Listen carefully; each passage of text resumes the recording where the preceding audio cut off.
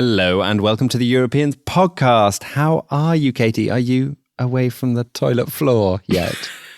Don't tell everyone. Thank you for sharing, Dominic. I am freshly recovered from a winter vomiting bug, which has been deeply fun. You could have made some pretty interesting Instagram content. No, thank you. Moving on, how are you doing?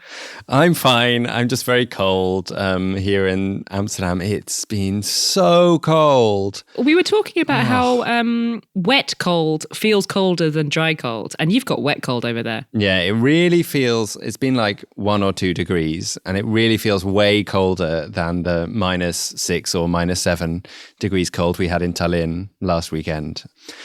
Take me out of here. Lucky I'm going to Italy next week. Hooray. Well, that's something cheerful to look forward to. And hopefully the next half an hour is also going to cheer me up a bit after my fun week of illness. What are we talking about this week? This week, we're going to be talking about a rather surprising bit of European queer history. When you think of the countries that have been pioneers with the rights of gay people, you probably don't think of Poland as being at the forefront. But actually, Poland decriminalised homosexuality in 1932, long before many other European countries did so. So this week we invited someone onto the show who has spent a lot of time unpicking how this decriminalisation of homosexuality happened in a country that today is considerably behind on recognising the rights of LGBTQ plus people compared to other European countries. We'll be calling up the Polish historian of queerness and nationalism, Kamil Karczewski, later on in the show. But first, it's time for...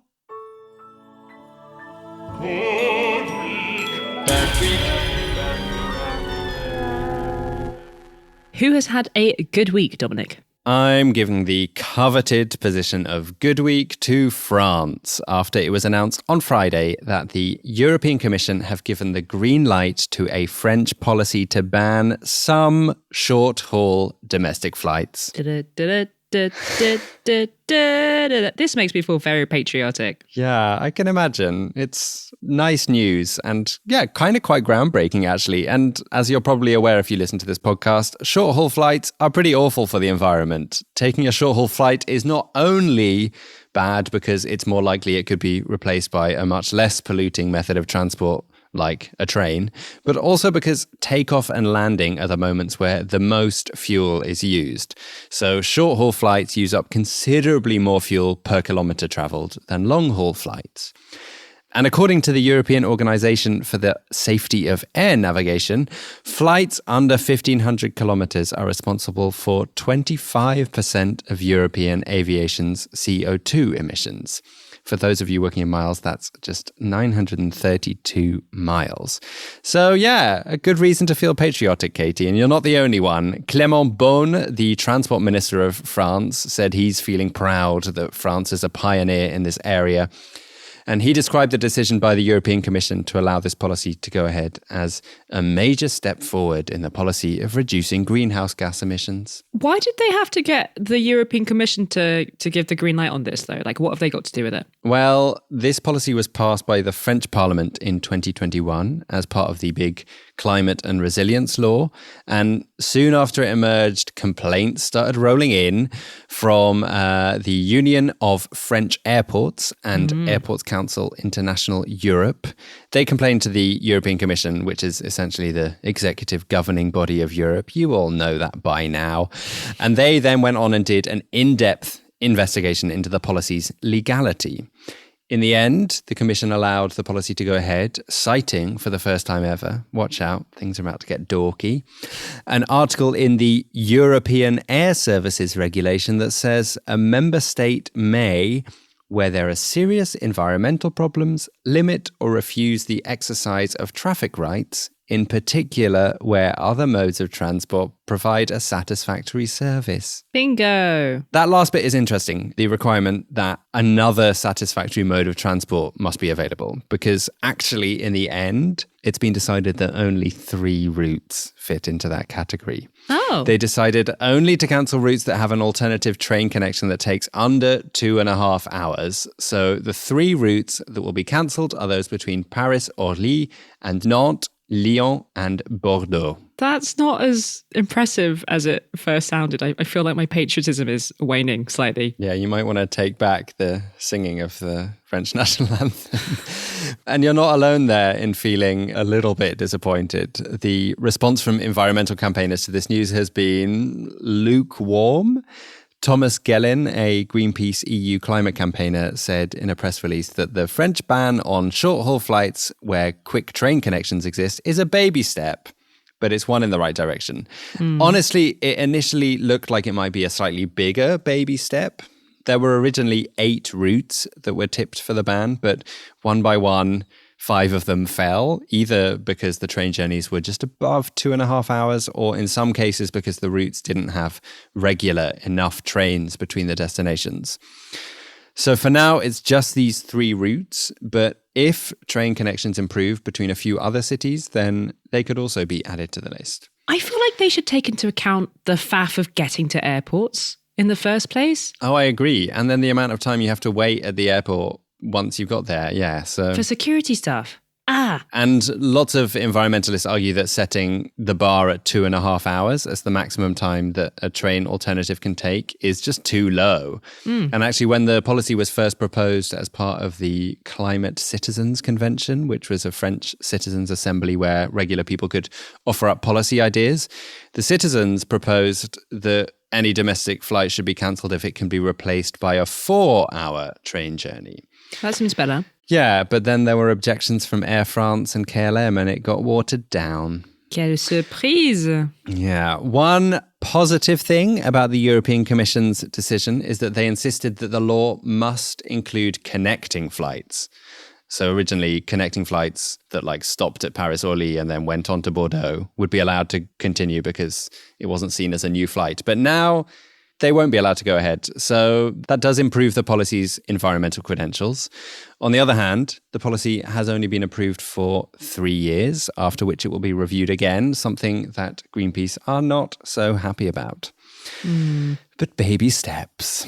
Wasn't there also something to do with private jets attached to this announcement in some way? Yeah, there's been a lot of discussion around private jets. There's not been any concrete news yet about what is going to be done about private jets. But yeah, they are certainly public enemy number 1 right now, and with good reason. They are on average 14 times more polluting than commercial flights per passenger and 50 times more polluting than a journey by train.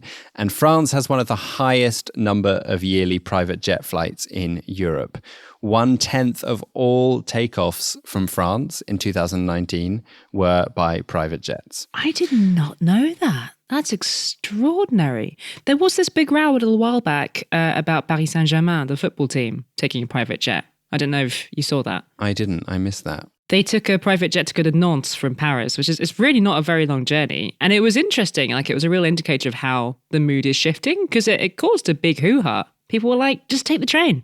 Well, that is one of the routes that's cancelled now. So they will not be able to do that anymore. Ha. Ha ha! Sucks to be you, Mbappe. Maybe it doesn't right now. It's probably fine. I think he's doing okay.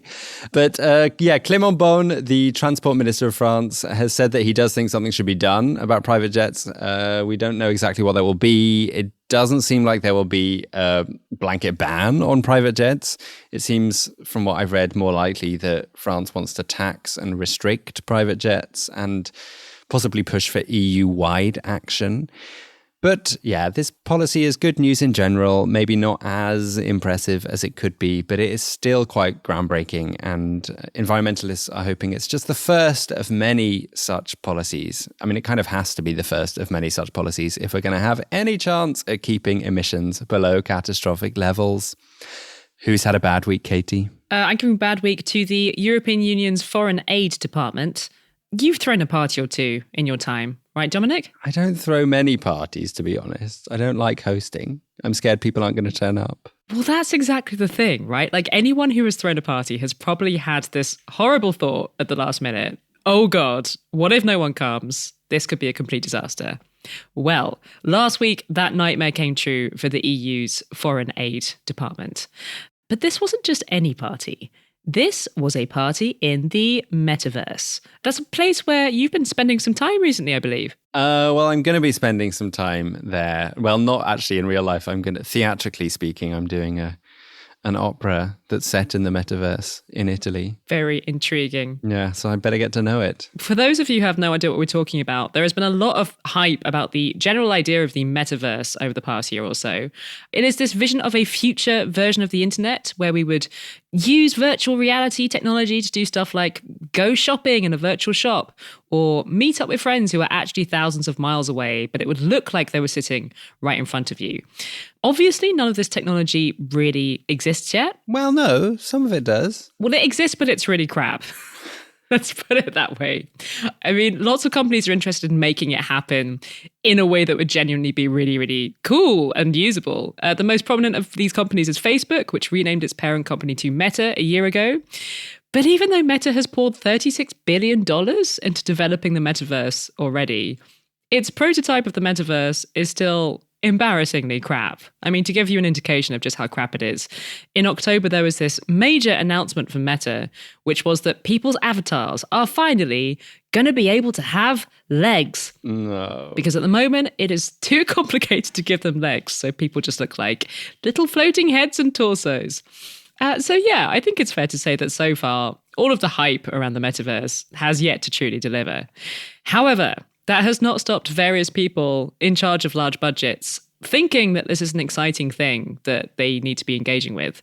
And apparently those people include the staff of the EU's Foreign Aid Department, because it turns out that they spent 387,000 euros of taxpayer money on the creation of a quote-unquote metaverse platform. Why is that a thing that the Foreign Aid Department of the EU would think was a sensible thing to spend money on? That much money as well. Good question. So this metaverse website was set up to promote something called Global Gateway, which is a program to boost investment in developing countries. The metaverse thing also seems to have been aimed at generally encouraging young people to care about the EU. DevX, which is a website that covers development news, they reported on the launch of this EU metaverse site last month, and a spokesperson for the European Commission told them that it was aimed at 18 to 35-year-olds and that the idea was to increase awareness of what the EU does on the world stage among an audience that is not typically exposed to such information. Which is fine, although encouraging awareness of the EU among young people and promoting this global gateway investment program thing seem to be kind of different goals. I don't really get what the connection is. Maybe they were trying to kill two birds with one stone and like promote investment and awareness of the EU at the same time. I don't really know. Imagine what we could do with that money at the Europeans podcast. The thought had crossed my mind, Dominic. So is this a website that I can actually go on like right now? It is. Would you like to have a go? Oh, okay. Don't be scared. I don't like the metaverse. Well, you're going to be spending a lot of time in it soon anyway, so it's good to get practicing. All right, I'm going to send you a link now, and I will also drop it into the show notes so that people listening can check it out. All right, here it is. Prepare to have your mind blown. Enter the global gateway. Sometimes, even in the metaverse, we run out of space.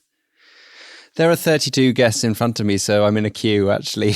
No way! Yeah. This thing is taking off. Apparently it's really busy. Should we leave it a little bit and come back later? Yeah. I'll text you when I'm there. Okay, listeners, an hour has passed and I'm still not in. An hour! I have so many questions. Could it be that this has just blown up and is now a super successful EU metaverse? It says there are now only 3 guests in front of me, but it hasn't changed in the last 15 minutes. So I have a feeling they're not letting anyone in. Because it's so terrible. Maybe. Did you get to go in? I did. So I guess I'm just going to have to paint a picture for you, unless while we're talking, a miracle happens and you're allowed in. Cool. So I'll just describe what happens when you go in. The first thing that happens is that you can change the color of your avatar. You can change the color, but apart from that, it's pretty limited. And all the people in this digital EU world look like kind of like little paper clips. That seems like nicely bureaucratic and EU-y. You're right. It's nothing we love more than paperwork on this continent. And then what happens is that you walk around this tropical island and there are some EU posters hanging on the wall, which I was kind of hoping would be interactive in some way. Like you'd be able to walk up to them and they would tell you about what the EU is doing, about healthcare or climate change. Except I tried a few different things like clicking on them and walking into them physically, but they really just seem to be posters. And then you can walk around and look at some digital artworks. You can walk into the sea and see some dolphins jumping around. And there's a DJ playing this quite horrible music on a loop. And that is about it. It's quite clunky to use. And it's also kind of disappointing because the promotional material around this metaverse site talks about how you can use it to get to know new people and reflect on global issues. But of course, the success of any kind of platform relies on lots of people using it. I mean, as I say that, maybe that's what's happening right now. And it's super, super busy. We just don't know. Oh, 2 guests in front of me. We might get there while we're talking. I mean, maybe we should be kind to the EU and maybe it just needs a bit of time to develop. How long has it actually been up on the internet? I mean, maybe. It's been online since October. Oh. So why am I giving it bad week this week? Well, last week marked the gala event in this EU metaverse, which was supposed to be this big event capping off a wonderful few weeks of digital events held on this weird tropical European internet island. And our attention was drawn to this gala event by Vince Chadwick, who is the Brussels correspondent for DevX, the news outlet that had previously reported on this. Vince reported live from the party, and this is what he tweeted. I'm here at the gala concert in the EU Foreign Aids Department €387,000 metaverse. After initial bemused chats with the roughly 5 other humans who showed up, I am alone. Oh. And then he posted what is maybe the saddest video ever taken of his little pink avatar standing on this deserted dance floor. And in the chat, he's written, wondering if I got the date wrong? Oh. It's just utterly tragic. At the time of recording, Vince's tweet has nearly 700 retweets. That's probably why it's now so popular. It's gone viral on Twitter. I mean, this is my question. Maybe this was like a deliberate attempt to go viral? No publicity is bad publicity. This could actually be an example of public relations. Genius. So apart from the internet blowing up, what's been the reaction to all of this? Well, it seems split between people who are mad at the waste of taxpayer money and people who see it as a really cringy example of older people thinking they know how they're supposed to be communicating with younger people and then failing spectacularly. Oh, and there are lots of people from the tech world criticizing how clunky the website is. One person on the original tweet announcing the metaverse called it Windows 94 screensaver garbage. Ouch. That's probably quite in fashion right now, no? Yeah, it's kind of retro chic, I guess. And what about the EU? Have they actually responded to any of this horrible press? Well, apart from maybe strangling the website, given that you've been waiting an hour to get on, no, I haven't seen any public response so far to the specific flop of the gala night party. When DevX reported on this project back in November, Vince did ask them to respond to criticism that this was a waste of money. And at the time, they said, we have a duty to inform citizens about what we're doing. This is an innovative way of reaching audiences that don't tend to access more traditional sources of information. And you can kind of see how this project got the green light from the boss of some department. Like, the EU does have this perennial problem of informing people and interesting people in what it does, especially young people. And all of these buzzwords have been flying around for months about the metaverse. So clearly what's happened here is that somebody put 2 and 2 together and decided, this is a great idea. I mean, look, personally, I think finding ways to communicate with citizens about what the EU is doing is a good and necessary thing. But this is a classic example of people who don't really know how to execute a project like this being given way too much money to execute it badly, resulting in a massive waste of money for us, the taxpayers. And I'm kind of glad that this has got attention because it happens all the time. And I think that the more scrutiny there is of the way our money gets spent, the more officials will think twice before giving the go-ahead for stuff like this. Oh my God, you were not going to believe this. It's loading. We're in. All right, tell us what you see. Oh my God, so who are you? Do I have to put my real name? Put whatever you like. This is the metaverse. You can be a whole new you. Okay. Calling myself Euro Robot. Love it. And I'm a kind of turquoise. Ooh. Oh my God, there are loads of people here. How many of them are real, though? Am I meant to talk to people? I couldn't figure out how to do that apart from talking in the chat. And when I was there seemed to be sort of bots walking around, but I don't think they're real. I can see someone. I'm going to try and speak to them. Hi, Julian. You can't actually say hello to them. You can just click on them and it says Julian. I don't know what's going on, Katy. And I think you're right that most of them are bots. I've only found one person that's actually got a name. Oh, there's an art installation about the power of books. It's nice. I've had enough already. Okay. Can I stop? Verdict on the metaverse? Was it worth waiting an hour and a half? Probably not. Oh God, I can't believe I have to do an opera in here.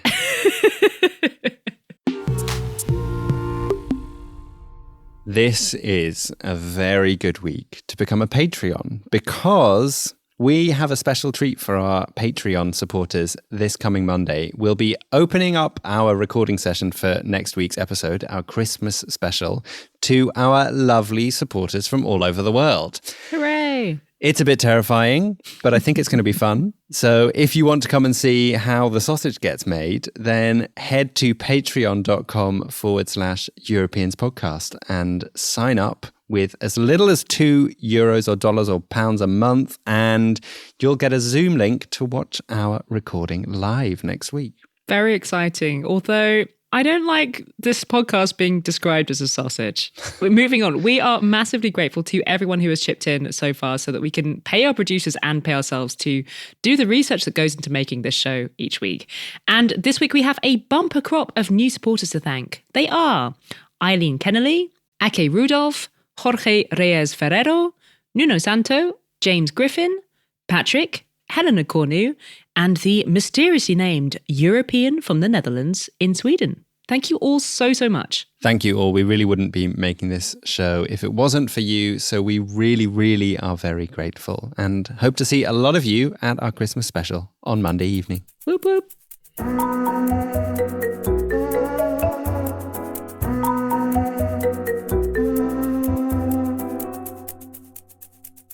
One of the reasons why I'm sad about the current chaos embroidering Twitter is that I've always found it an amazing website for learning things. And one of the things that I stumbled upon semi-recently was a thread by the Polish historian Kamil Karczewski about the fact that Poland was one of the first countries in Europe to decriminalise homosexuality back in 1932. Which might come as a surprise, given that the current environment in Poland is frankly grim when it comes to LGBTQ rights. We are talking about a country where top politicians from the ruling party have demonized queer people and spoken of the need to fight, quote-unquote, LGBT ideology. You might remember a couple of years ago that dozens of Polish local authorities declared themselves to be LGBT-free zones. Some towns got cut off from EU funding as a result. And a court ruled earlier this year that 4 of these zones were illegal. But the ruling party's campaign of virulent homophobia continues. So how are we to make sense of the fact that Poland went from being really quite progressive on this front nearly a century ago to being one of the worst places in Europe to live as a queer person today? We were really glad to speak to Kamil earlier this week about this fascinating part of Polish history.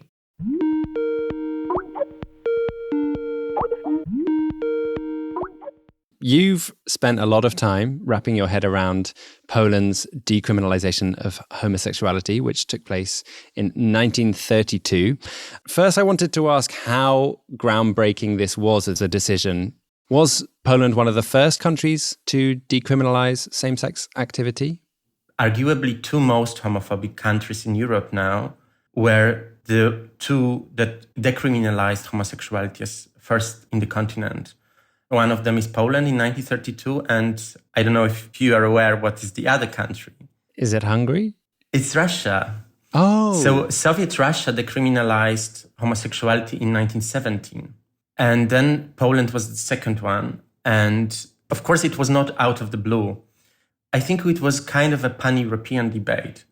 There was a work going on a new penal code in Switzerland at the time.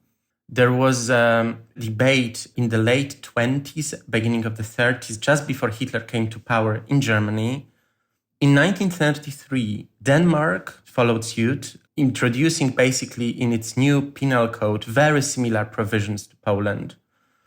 I think Russia and Poland, in both cases, these decisions were path-breaking and quite courageous.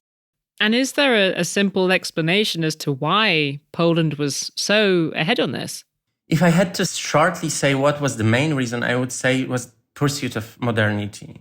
So this imagination or expectation, hope, that if we base the state and the law on science, on expert knowledge, we can make life of citizens easier and better.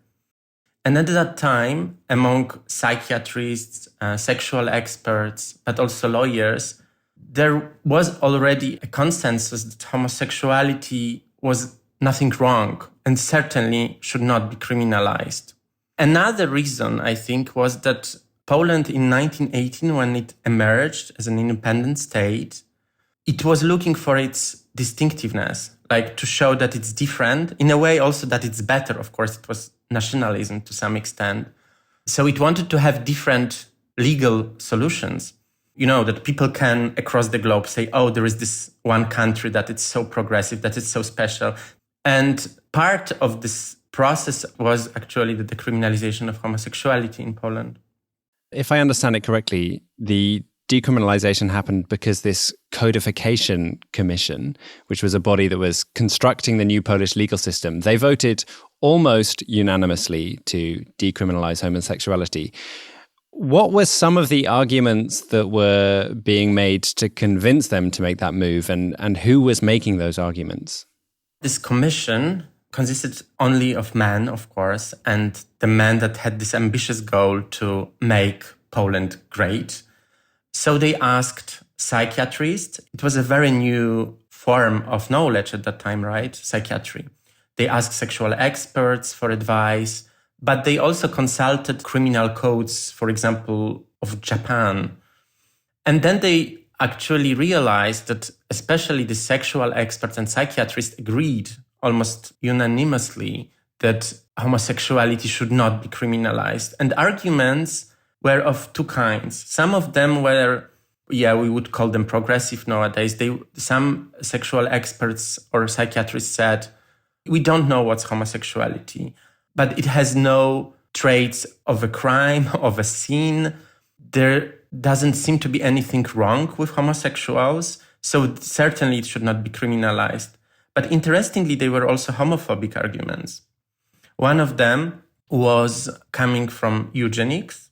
So this science that believed that we can influence genetics of humankind by administratively deciding who can have children or who cannot. We would certainly say it was a pseudoscience. And some of these experts, they believed that if we persecute homosexuals, they will try to hide, right? And if they try to hide, they will try to have children to seem heterosexual. So they would pass on the genes of homosexuality, the alleged genes of homosexuality, on their children. So homosexuality would go on. So we should just stop and let them be. That was certainly a homophobic argument and quite strange from our perspective. Another argument, very important, was that it was a mental illness. And the person with a mental illness should be treated in a mental hospital, not in prison. Yes, certainly that was a mixture of kind of homophobic and not homophobic arguments, but everybody agreed that the criminal code was not a place to regulate sexuality. And what was the reaction like internationally to this decision at the time? Did it grab international headlines, or was it something that went under the radar a little bit? It didn't make big headlines, surely, in Europe, but I think we should understand that it was a different time.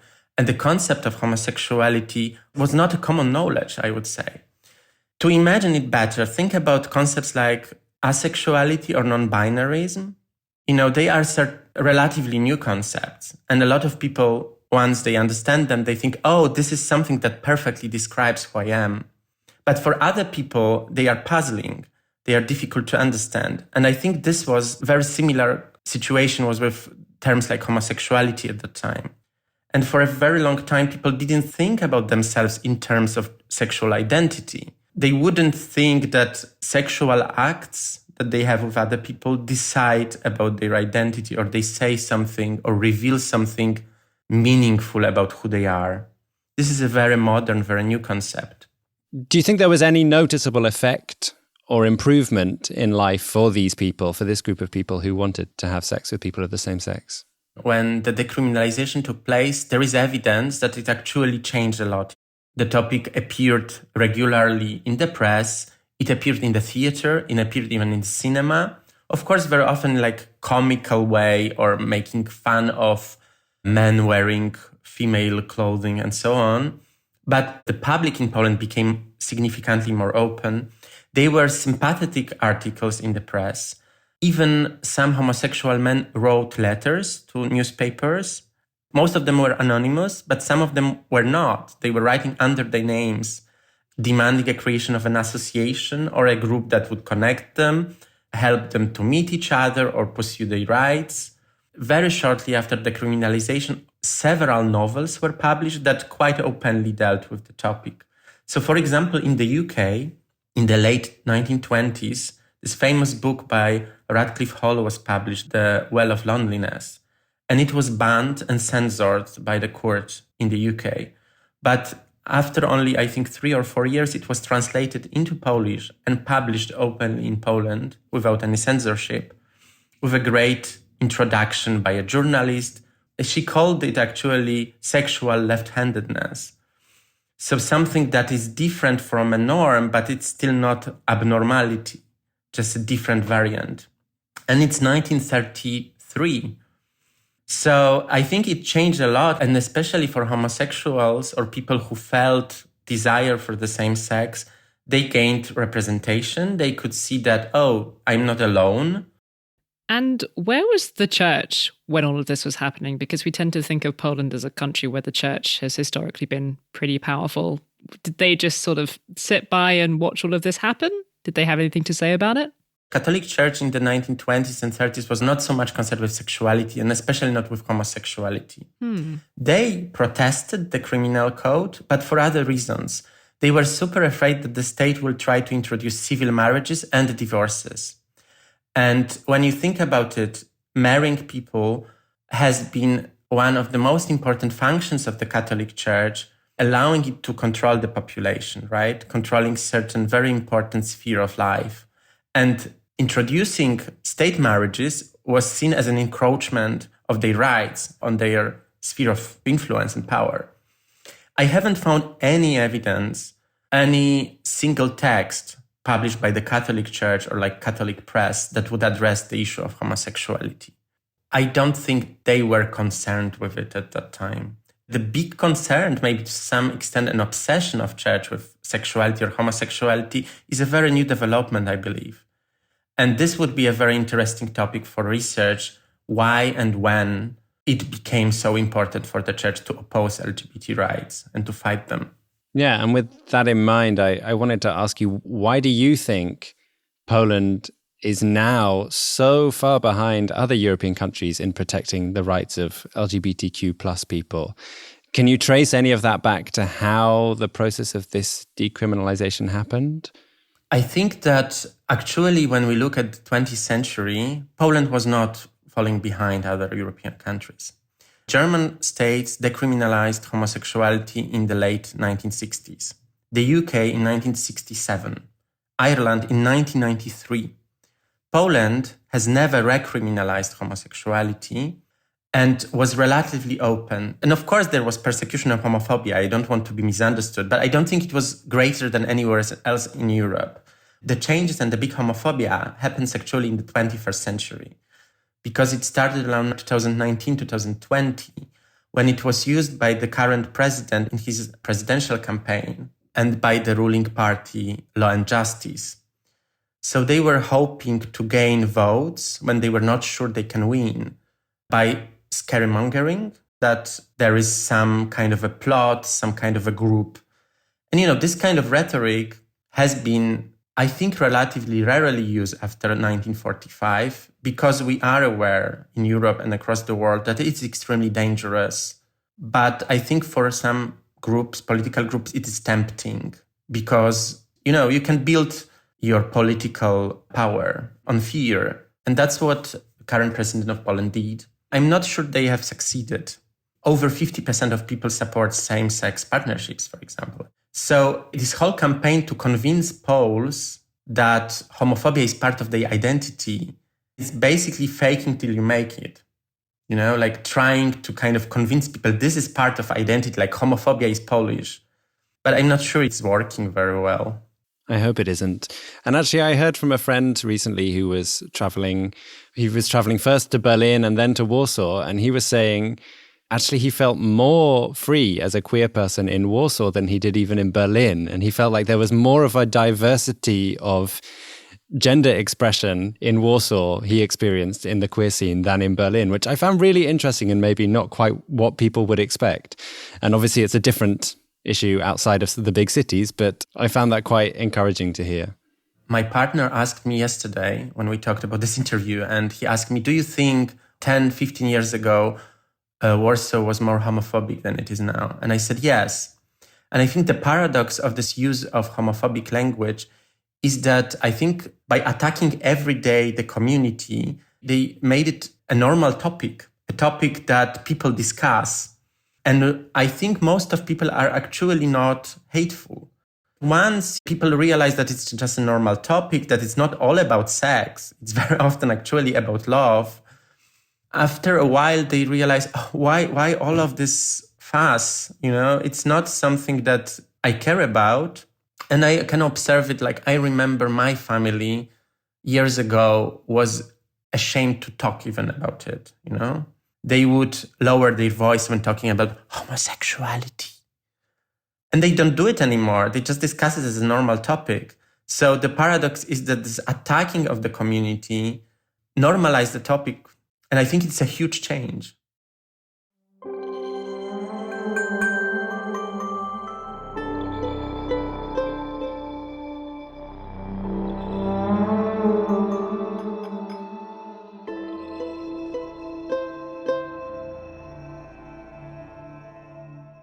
This conversation sent me down a bit of a rabbit hole of LGBTQ history in Europe. And I was curious about what the deal was in my home country of France. When do you reckon France decriminalized sodomy? Ooh, the 1950s? 1791. No. Yeah, it was a post-revolution thing. But that is not the same thing as decriminalizing homosexuality. And I was reading about how it was really just taken out of the penal code because of changing views about like what the legal code was even for. And it didn't really reflect any change in attitudes. But still, fascinating nonetheless. Anyway, I digress. Thank you so much to Kamil for talking to us. I love talking to historians who know how to explain their work to idiots like Dominic and me. You can follow Kamil on the aforementioned Twitter at Kamil Karczewski.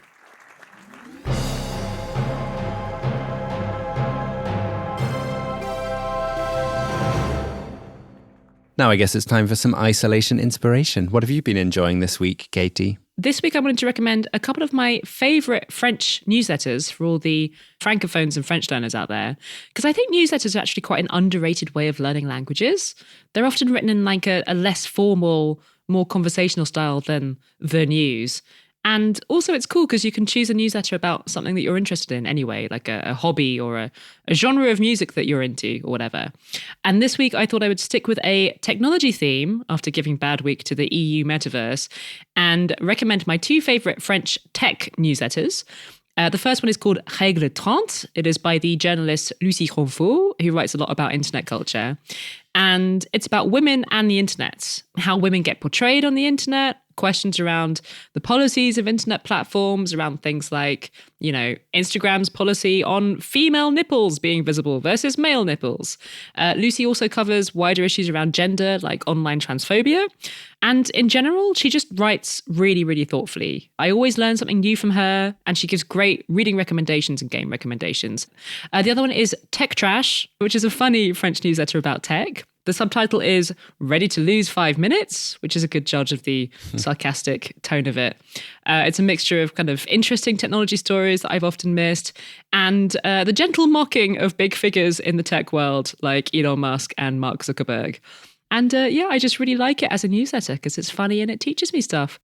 What about you, Dominic? What have you been enjoying? Well, apart from hanging out in the metaverse, I was actually in the south of the Netherlands with my Dutch family for a little winter holiday weekend together. And we had that problem of the moment where all of us were sitting around, all 6 of us, trying to find a film or a piece of TV that we hadn't seen before, no one had seen, but would appeal to everyone's quite diverse tastes. I really think it's like a problem of the moment. It is the zeitgeist in this era of streaming. There's just too much choice. And I kind of think nostalgically back to the times when we just had TV schedules and a few channels to choose from, and you just had to choose out of one of 4 programs. It was still a problem though. Like, you know, the grandma would always be wanting to watch one thing and the kids want to watch another. Yeah, it's true. But now there are endless possibilities, and I feel like everyone's then even more disappointed because you can't find something that pleases anyone. It's true. But the reason why I'm saying all that is because I found the perfect thing to watch with multi-generational families. Ooh, what is it? It is a Netflix documentary called Inside the Mind of a Cat. I should be upfront that it's made by a filmmaker from the USA, but it does have some really key European elements. So I've allowed myself to talk about it here, including these amazing Ukrainian sisters who train cats to do unbelievable tricks, like jump off a stick really high up in the air down onto a pillow. They are called the Savitsky cats, and I've also started following them on Instagram, and I feel like my Instagram feed is really zhuzhed up. I also really enjoyed the historical look at the relationship between humans and cats, which is mainly explained in the film by a super cool European paleogeneticist called Dr. Eva Maria Geigel. Among the many fascinating European cat facts I came away with was one about the fact that the demonization of cats by the church in the run-up to the plague probably made the Black Death much more deadly because so many cats had been killed off, cats that would have killed many of the rodents that were spreading the disease. Right. So really something for all the family, Inside the Mind of a Cat. It's on Netflix. I don't believe you won't enjoy it. That sounds great. I'm adding that to my Christmas watching list. Thank you.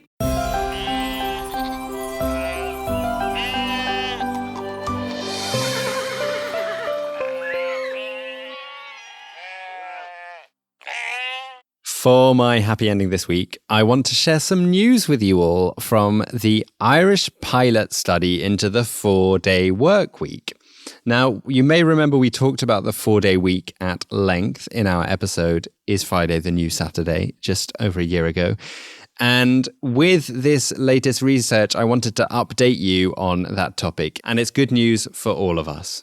We should work less and get paid the same, and we won't be less productive. That's basically the headline. God damn it, I knew it. The results from the Irish study are just frankly really encouraging. 33 companies decided to take part in the trial, paying their employees the same they would earn for working 5 days a week, but only asking them to work 4 days a week. And guess what? Revenue actually rose for 85% of the companies in the trial, all whilst employees were reportedly sleeping better. There were fewer cases of stress or burnout. Most of the 33 companies that began the trial in Ireland have said they are hoping to continue with the 4-day week. So it's really happy news for everyone, more proof that we can work less and maybe even be more productive. Can we have a 4-day working week? Yeah, I'd love that. My producer Kat's pointed out to me that I need to work out how to do a 6-day working week instead of the 7-day working week I do. So that's my first goal. As we said earlier, baby steps. Baby steps. That is it for this week. We are really, really looking forward to seeing lots of you at the live recording of our Christmas episode next Monday, December 12th. Don't forget to sign up to support the show on Patreon if you would like to join in the festivities. We would love to see you there. You can also find us on the internet, Instagram @Europeans Podcast and Twitter @Europeans Pod. This week's show was produced by Katy Lee, my co-host, and Wojciech Oleksiak in Warsaw. And we are part of the Are We Europe family. If you are hungry for more European content, go check out their beautiful website and magazines at areweeurope.com. Have a great week, everyone. Bye, guys. Cześć.